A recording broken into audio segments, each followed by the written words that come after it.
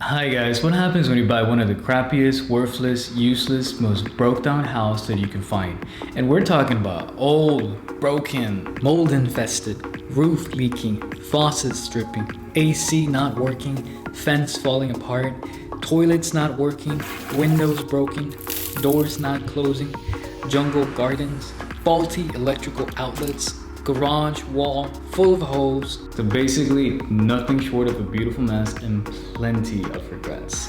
So why would anybody even consider to buy such a place? And what do? Well, you fix it, and you fix it good.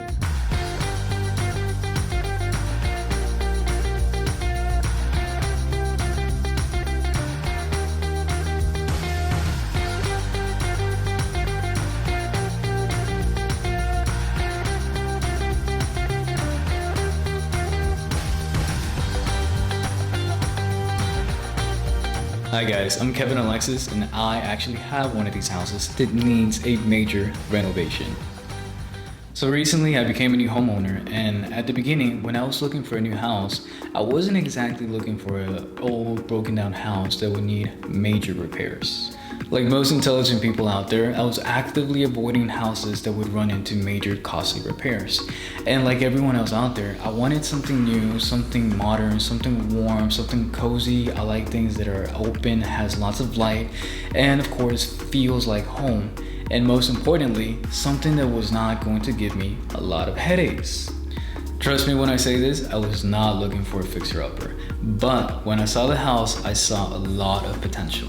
And with everything that needed to be fixed, I didn't see it for what it was. Instead, I saw it for what it could be if we put in a lot of hard work, dedication, and plenty of love into fixing and renovating this little old house. And with that being said, I made the choice, I got the house, and I took on the challenge to renovate and fix this broken down house.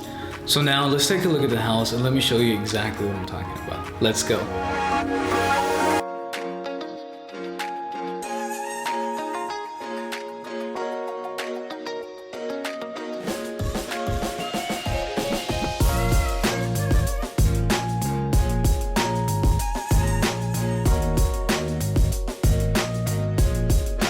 So this house was built in 1976. It has a little bit over 3,000 square feet of interior space and sits comfortably in half an acre of land.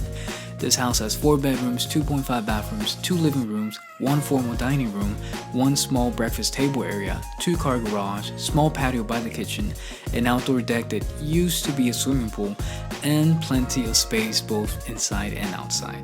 This house also has great interior space that is lit up by large windows that surround the entire house, which makes this place look stunning on a bright sunny day and makes this place look absolutely perfect.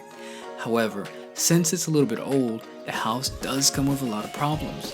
Some of the biggest problems include mold in almost every room, old broken and leaking roof, a garage that is falling apart, broken down fences, and the worst, by far, very bad and very outdated interior decoration. But let's go ahead and start off by seeing the rooms inside the house, shall we? Here we go. The first room is the nicest room. It's the room with the least amount of things to fix. The only bad thing that I can say about this room is probably the floor. I am not a fan of the floor. I just don't like the style, and I would definitely plan on changing it later in the future. There is only one small imperfection, and that is the electrical outlet that does not work. But that should be a relatively easy fix. Now this room has 1 large double door closet and a large window that lets in plenty of light. Now this room also has a direct connection to the bathroom through a side door. And the bathroom actually connects room number 1 and number 2 together through a little walkway sink area. And you actually don't see this connecting bathroom setup in many houses anymore. You would probably see this setup in older houses. Now the cabinets have a little bit of mold inside because the 2 sinks are actually leaking and dripping. But I do love the center lights on the top because it makes it very bright and very clear. But let's move on to the second room, shall we? So room number 2 looks pretty simple. It's a basic standard room. It has a full double sliding door with a nice view from the outside that lets in that gorgeous sunshine. However, At the time of recording of this video, I did not notice that there was mold on the inside of the exterior walls, primarily right by the glass sliding doors. Also, inside the closet on the very top, there is visible signs of water damage. And yes, that is water damage that we're looking at right now. So what could have caused it? Well, this is most likely due to the AC that sits directly on top of this closet. The drainage from the AC unit was probably not installed correctly, or it overflowed. Other than that, there is slight signs of water damage on the wooden base of the closet. And here's something you don't see every day: an old school TV. And some of y'all might be way too young to recognize that this box is actually a TV. And yes, they used to look like that. So besides the mold surrounding the inside of the outer walls, this room could actually look very nice, especially with that double glass door bringing in so much light.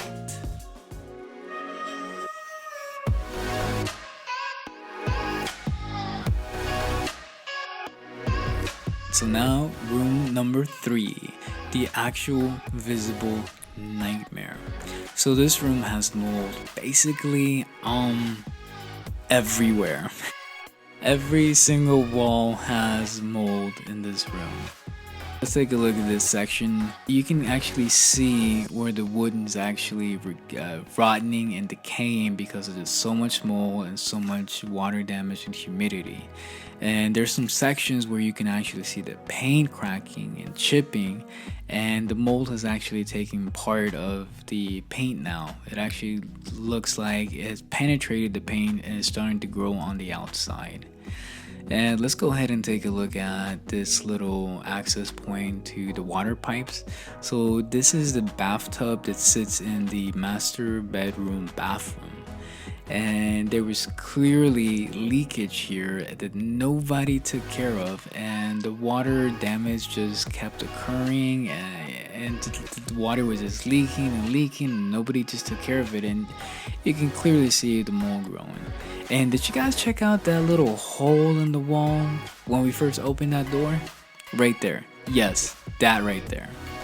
So that is actually a water hose pipe that's sticking through the actual brick wall going to the outside, but that is not sealed properly. So when it rains, all the water actually goes into that hole in the brick and goes back into the actual wall.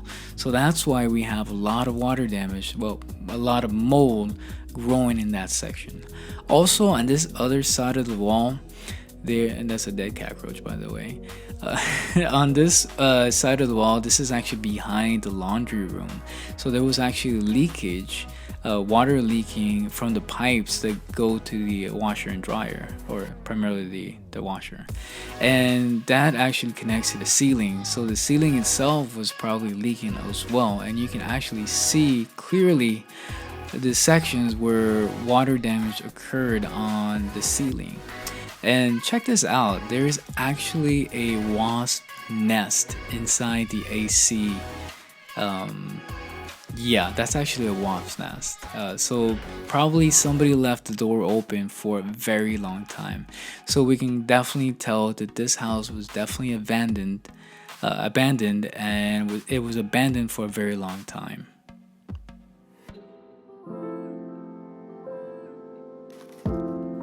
Okay, so room number 4, this one's actually my favorite place in the entire house. So there's actually a lot of clarity and a lot of sunlight in this room, and that I absolutely love the sunlight and the clarity. And there's 3 main sources of sunlight, and that's that big window on the very top and 2 double sliding glass doors on opposing sides. But of course, nothing is perfect in this house, and there's a lot of things that we need to fix, and there's no exception here. So starting off in the closet, we actually see some signs of mold or water damage or some type of humidity that was definitely present here. And in the bottom base of the wooden floor, you actually see the wood itself is kind of rotting, and it just doesn't look like it was maintained properly, and we definitely see mold damage. Yeah, so zooming in here on this area, you actually see the paint paint is kind of wrinkly, and you see areas where the mold actually is present. And all through the entire perimeter of the room, you will actually see the same thing. And if you look closely on the paint, you can see the paint is actually chipping as well. And in some areas, you actually see where the wood is actually decaying and rotting, and the paint is actually chipping and cracking on top of that. And this is the same exact thing we saw in the other room, but basically on this part, on the exterior wall, we see the entire wooden base is actually rotten. And yeah, so you can definitely see the paint cracking, and the floors is, it's coming apart. The wooden base is just coming apart, and it just doesn't look very good. The ceiling itself, we also have like 3 little spots where it looks like we have some water damage as well. But other than that, there is just a lot of open space and a lot of clarity that comes with this room. Inside the master bedroom, we have the master bathroom. And the master bathroom is actually pretty simple.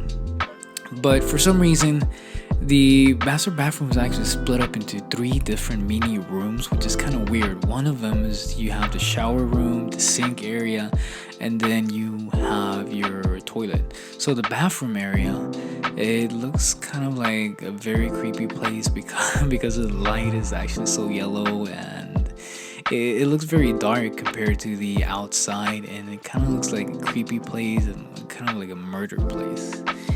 And I just don't like it.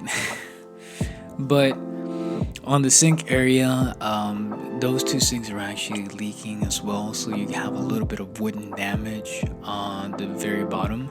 But the one thing I really hate is just the decoration, the interior decoration, that the wood, the sink countertop doesn't really match with the floors. I don't think so. And the toilet, of course, this is actually broken for some reason. And the fact that it's sitting in a small little room kind of makes it look very, very creepy. Kind of looks like a murder scene. And you have a huge crack on the toilet. So yeah, the interior decoration, I really don't like it. All of this has to change. So let's take a look real quick. We do have the signs of visible damage and the doorknobs. Oh, I absolutely hate the doorknobs. And there's paint chipping all over the place, but the worst thing is the water damage that is underneath the sink. So both the sinks are actually leaking, so you see the paint is actually starting to wrinkle up, and you see slight bits of mold, not a lot, but you still see it here. This sink is actually a little bit better than the other one.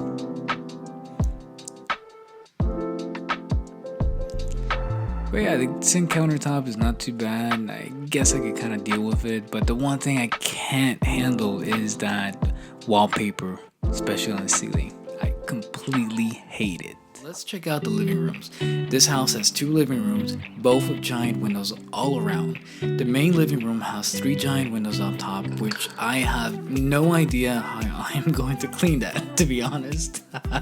Maybe once every other year. And there are 5 other large windows on the front and the back, which are probably easier to clean. It does have a high ceiling, which makes the space look twice as large as it actually is, and that's why I absolutely love it. And it's lovely when the sun is lighting up this place. Now, let's talk about what is wrong with this place. Well, for starters, the cabinets are just old and let's just say deteriorating beyond repair. The living room has its own bar and sink area, and the sink at some point began to leak directly underneath the pipes, and from what it looks like, it leaked for quite some time. And as you can see, the wood has completely deteriorated. The base of the cabinets also show similar signs of decline in water damage. The second living room looks nice. It's spacious, open, filled with light, and on a clear sunny day, it just looks super bright. It connects the main living room with the dining room and the rest of the house. It's a very nice place to set up an office area or a library. However, we do have one back door broken, the glass window has completely shattered, and how did this happen? Who knows?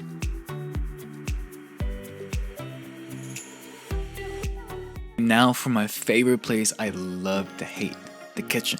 It looks old, out of style, and it's just filled with deteriorating cabinets, a depressing countertop area, and an eye-hurting wallpaper. The most modern thing in this kitchen has to be the surface top oven. However, even that is old, but I am glad it actually works.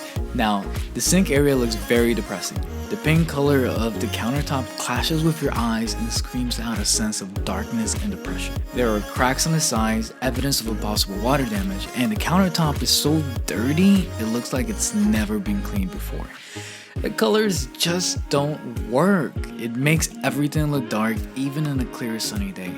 The cabinets at the bottom seem to be rotting in decay, similarly to what we're finding in the living room. And even the floor sidings look like they're rotting too. But honestly, the cabinets wouldn't look too bad if they were just cleaned up a little bit and polished a bit.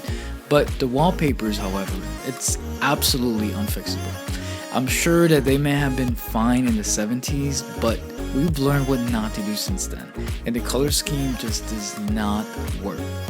In the future, we need to reduce this down to a more simple and elegant style. But meanwhile, let's take a look at the pantry closet. We have two of them with double sliding doors, and for some reason, all of the shelves have layers of different types of wallpaper. So what's happening here? I'm not quite sure, but it seems like at different points in time, there were different layers of wallpaper. The top of the ceiling has different layers too, but these seem to be layers of water damage coming from the ceiling. Wires are cut, hang from the sides, and who knows what these were used for. Overall, this closet could use some new shelves or at least a new fresh coat of paint to make it look half decent. One of the things that I don't understand about this kitchen is why do we have 4 doors? Yes, 4 doors, but only on 3 walls do we have doors. On one wall, we have a double glass sliding door and a regular wood frame door, but these 2 doors lead to the same place. Why do we need 2 doors on the same wall, leading to the same outdoors? On the adjacent wall, we have door number 3, which leads to the outside. Door number 4 is the other door, the other side of the kitchen, and this one leads to the dining room and the rest of the house. And for whatever reason, the interior floor of the house does not match or agree with one another. Each section of the house has its own style of tile floors. There is no consistency in style and it lacks harmony. This makes the house look so much less attractive and it lacks that fundamental common theme and style of interior decor. But I want to fix all of this. I absolutely love the challenge. And I welcome the struggle. These challenges, these struggles, these never-ending possibilities are the reasons that I love this house, because it just has so much potential. I see the opportunity to get my hands dirty and get creative, and I'm ready for these challenges. I know that there will be some difficult times, and it's going to be a long way before the impact of change will be felt. But I'm here, I'm ready, so let's do this, let's get dirty, let's get creative, and let's renovate this house. Well, that's it for today, guys. I hope you guys enjoyed watching this as much as I've enjoyed making it.